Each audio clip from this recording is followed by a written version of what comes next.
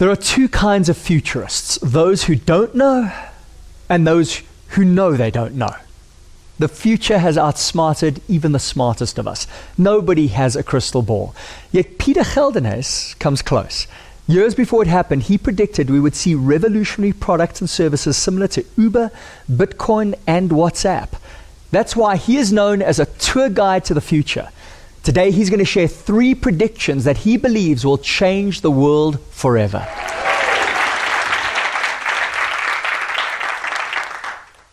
We're at the cusp of an era that will be defined by tumultuous change. Not only will we change our role in the world, we'll change our definition of ourselves as a human civilization.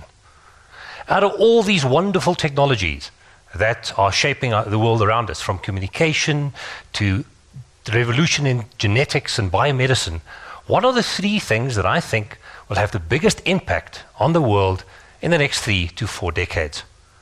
The first one, I believe, is we'll become a type 1 civilization on the Kardashev scale. Now, Kardashev, a couple of years ago, defined a variety of civilizations based on how we harness energy. And a type 1 civilization would be a civilization, a planetary civilization, that will be able to harness all of the energy that dissipates in its atmosphere from its local star. It's about 10 to the power of 17 watts. And that means that we'll very soon be able to reach that target. In essence, using technology like ITER, the International Thermonuclear Experimental Reactor, where nuclear fusion might become a reality by 2035. And this means that very soon, in the next 20 years, we might just have free electricity. Take a look at vehicle manufacturing, where 60% of the cost of steel is related to the energy that you utilize. We believe that in the next 2 to 3 decades, electricity will literally be free, in the same way that bandwidth, storage space, and processing power is free today. What we're also seeing is that water shortage might be solved, because with an abundance of energy, we can use water desalination. The second main idea is that we'll become masters of our own evolution. We are seeing huge advances in DNA, to a point where you pay approximately $150 and you can sequence your own DNA, or a large part of it. Then you can store it on your own computer, see where you came from. Now, if you take a look at my genome, it looks like my 4 forefathers played around a bit, far more fun than I ever had. So I even have Native American blood in me and about 3% Khoisan blood. Very interesting to see what happened in my DNA. But I have my own DNA file on my computer. I can type in any genetic sequence, and it will tell me if there's any mutations and how I should change my lifestyle. But very soon, we might be able to change that because of this person, Professor Jennifer Doudna. She identified the Cas9 protein, and utilizing the old CRISPR method, which is about 30 years old, we are able to edit our own genomes to make sure that mutation is taken out. The third major trend is really our idea around intelligence, our own intelligence as well as machine intelligence. We're seeing massive increases in machine intelligence, where there's literally thousands of companies that are currently redefining how we look at the world and how we assess and analyze data. We're also seeing major changes in how we look at the world. Products that you can buy off the shelf that will enable you to write reports, to actually look at fraud detection in your company, to look at valuation of real estate, or even to have an assistant to help you with your email and calendar scheduling. The most important thing is that big data and artificial intelligence is already changing our lives. This fella, Michael Kosinski, created a model to very accurately predict your personality profile based on your likes on Facebook. Or if you upload an article, it can actually give you an analysis of your personality. So that is a brief overview of my personality for the compliments of magicsource.com. Upload an article and get a personality profile. How do you use this to win an election? Let me show you. You see, in America, there are swing states. You focus on those. If you win the swing state, you win the election. And all you need to do is, you see the ocean model at the bottom? Very interesting that they've mapped every single individual in the United States. On every single individual in the United States, they've got between 4,000 and 5,000 data points. That's the reality. And you can pinpoint exactly who is thinking in a specific way. So the moment you log onto the internet, that advertisement you see is aimed at your personality profile. So it's quite simple to win an election, really, because there are some that will go out and vote and some that won't. So you target those that will vote for your opposition, and you target them with negative ads about your opponent. And they then say, I was thinking of voting, but I'm not really going to. With those that were thinking of voting, which would vote for you, you link directly to their personality profiles. Well, the American president used a company called Cambridge Analytica to do exactly that. Welcome to a world where everything is changing, where there's new technologies, new ways of doing business, and new ways of thinking. The future already happened. You just need to know where to look. Ladies and gentlemen, Pieter Geldenhuys. Thank you. Welcome. I've always been a little skeptical about futurists because they don't have the greatest track record. What excites me about you is you've got a really great track record. I mean, you really have made some pretty compelling predictions. How do you do it? How do you see the future? Let me put the record straight. I was on my way to Australia about 4 years ago, and I was at the Marina Bay Sands overlooking the beautiful harbor in Singapore. And as I was walking back to the escalator, everyone was taking pictures of the bloody wall instead of the harbor. And I was wondering, why the hell are these people taking pictures of the wall? And then about 2 minutes later, it dawned on me they were taking selfies. So, I kind of missed selfies completely. I missed the revolution in self-driving cars. We predicted that for 2025, not for 2015. So we do make mistakes, and that's the biggest thing. Making a prediction is easy because the future already happened. It's just unequally distributed.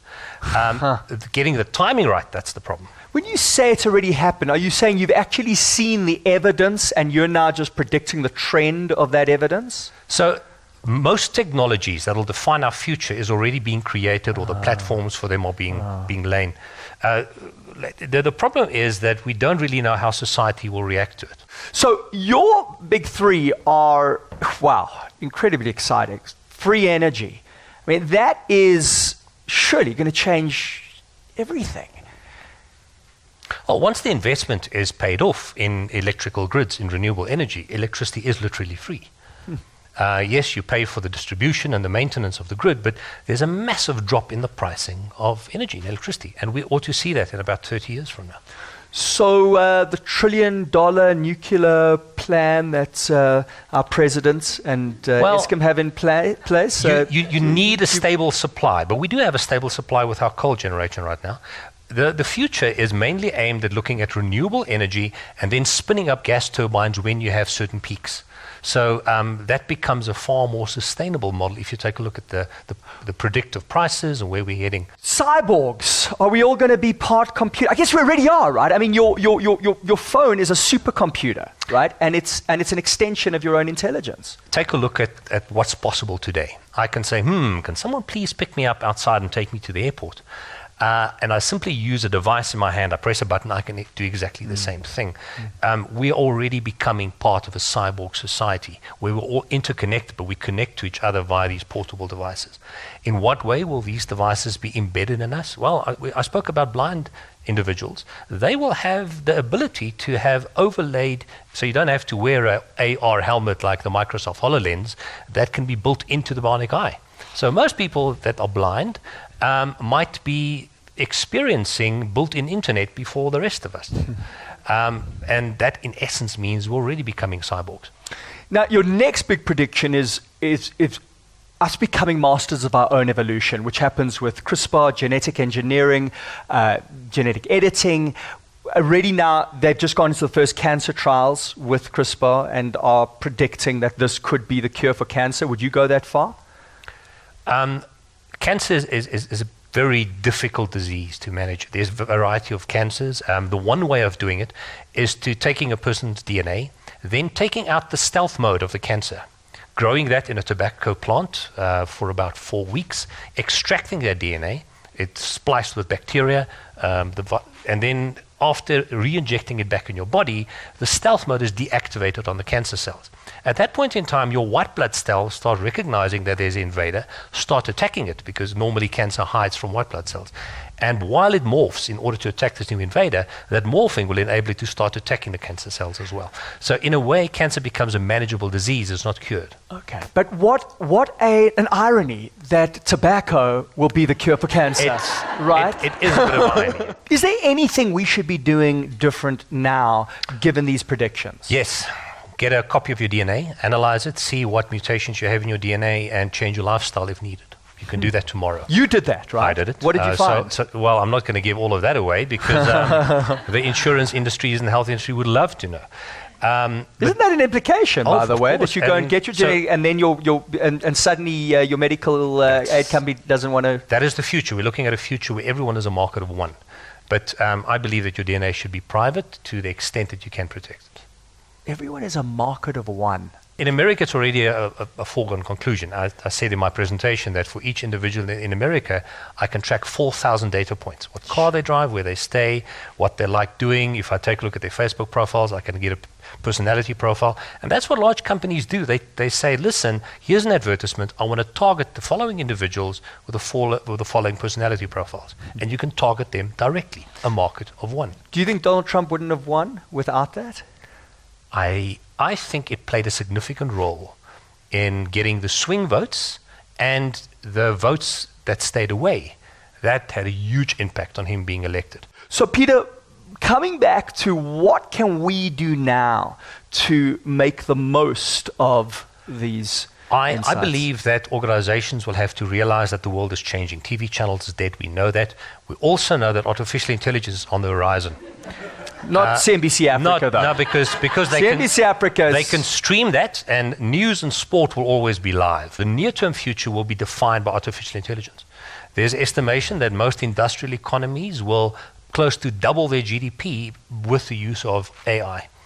And this means that most organizations need to get ahead of the curve. How can you use AI to make sure your marketing strategy is improved, your operations in your organization is improved, and so forth? The one key problem is most people think AI will be the cyborgs that will attack us or the Terminator which will end our jobs. Yes, it will change jobs, but rather see AI as electricity.